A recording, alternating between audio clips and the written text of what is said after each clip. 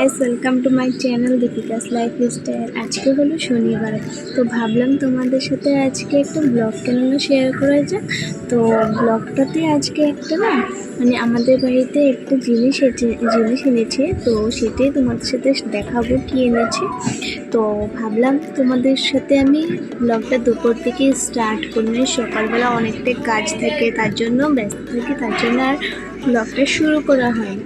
তো আর ভিডিও করতে আমি ভুলেই যাই, কারণ কাজে কর্মে এতটাই ব্যস্ত থাকি, তার জন্য ভিডিও করতে ভুলেই যাই। তো চলো ব্লগটা এখন থেকে শুরু করি। ভালো লাগলে অবশ্যই লাইক কমেন্ট শেয়ার করে দেবে। চলো।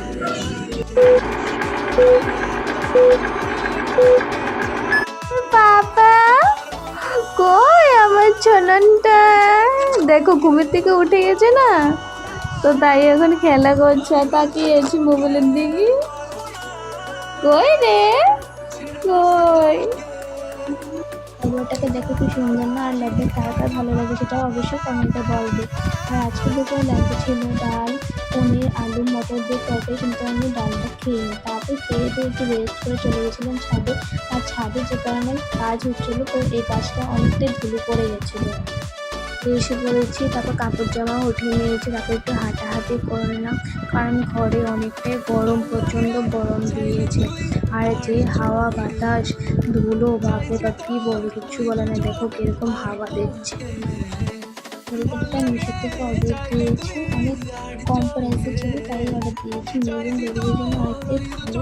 এখানে 5টা কোড আছে, আর এই মেশিনটা দিয়ে নতুনটা কাটা হয়। অনেকটাই ভালো লেগেছে, কারণ বাবু যখন ঘুমিয়ে পড়ে তখন নতুন কেটে দিই, মানে মেরুন বেবিদের জন্য অনেকটাই প্রয়োজন। তো কাপড় জামা এনে কাপড় জামাগুলো ভাঁজ করা হয়ে গেছিলো টোটালি কার্টুনে, আর কয়েকটা ছিল, তাই সেগুলো ভাঁজ করে নিলাম।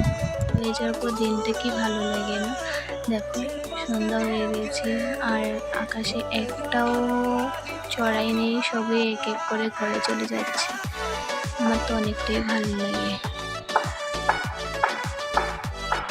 মধ্যে আসলাম, তারপর আমি ইউজ করি গুড ভাইবসের গ্লো টোনারটা, যেটা আমার অনেকটাই স্যুট করে। আমি সব কিছু গুড ভাইবসেরই ইউজ করি। তারপর আমি লাগিয়ে নিয়েছি, লাগানোর পরে আমি খুঁজে পাচ্ছিলাম টিপটা, তারপর টিপটা দেখি সামনে, তারপর টিপটাও লাগিয়ে নিলাম। তারপরে এক এক করে একটু, তারপর বিকালবেলা না সেজে করে থাকলে ভালো লাগে না, তারপর আমি সিঁদুরটাও লাগিয়ে নিলাম। আমি সিঁদুরটা অ্যাকচুয়ালি ভরা ভরা করে লাগে, আমার ভালো লাগে। কেউ আছে একটু একটু লাগে, সেগুলো আমার পছন্দ হয় না। একটু বাজারে কিছু খাবার আনতে, কারণ আজকে কি খাবো, শুধু বিস্কুট দিয়ে খেতে ভালো লাগে না, তো তাই কিছু একটা নিয়ে আসি। তো একটু বাজার থেকেই আসি, তারপর আপনাদের সাথে ব্লগটা আবার কন্টিনিউ করবো। স্কিপ না করে ভিডিওটা দেখতে থাকুন, অনেক ভালো লাগবে। রেডি হয়ে গেছি, এখন আমরা যাবো বাজারে। দেখো বাজারে যাব না, তো এখন কি আদর করছে দেখছো। ঘর থেকে বের হয়ে গেলাম, বের হয়ে ডাইরেক্ট গেলাম একটু আমাদের গুরুদেবের মন্দিরে।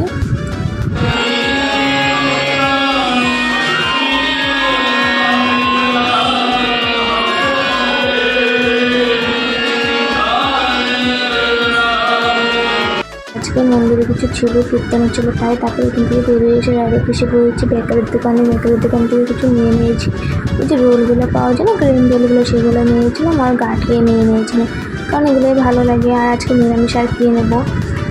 পিৎজাটা কে খেয়েছো, পিৎজাটা না আমার অনেকটাই ভালো লাগে। তারপর ঘরে যেয়ে চা বানিয়ে খেয়ে নিয়েছি গাঠি আর ক্রিম রোল।